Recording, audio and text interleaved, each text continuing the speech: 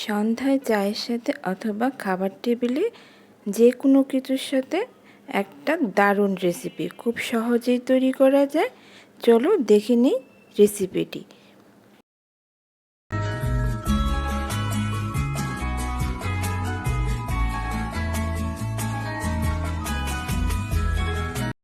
আমি মাঝারি সাইজের কয়েকটা আলু সেদ্ধ করে খোসা ছাড়িয়ে নিয়েছি। তার মধ্যে কিছু ফ্রেশ নারকেল কোড়া দিচ্ছি। এটা আপনাদের পছন্দ মতন কমিয়ে বা বাড়িয়ে দিতে পারে।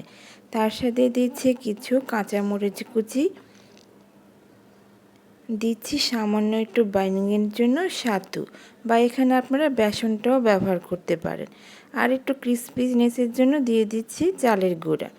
আর দিচ্ছি সাথে কিছু মশলা, ভাজা ধনে গুঁড়া, গরম মশলার গুঁড়া, হলুদের গুঁড়া, কিছু ফ্রেশ ধনিয়া পাতা। আপনারা যদি ঝালটা বেশি পছন্দ করেন তাহলে কিন্তু এখানে একটু মরিচের গুঁড়াও ব্যবহার করতে পারে। তারপর ভালো করে এটা ম্যাশ করে ছোট ছোট বলের আকার দিয়ে নিয়েছি। এটা কিন্তু আপনাদের ইচ্ছে মতো যে কোনো শেপও দিতে পারে।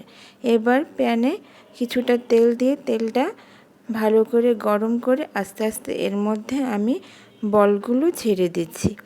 লো টু মিডিয়ামে রেখে সুন্দর করে লালচে বাদামি করে বলগুলো ভেজে নিব। হয়ে গেল না দুর্দান্ত একটা রেসিপি, খুব কম সময় আর খুব কম খরচেও।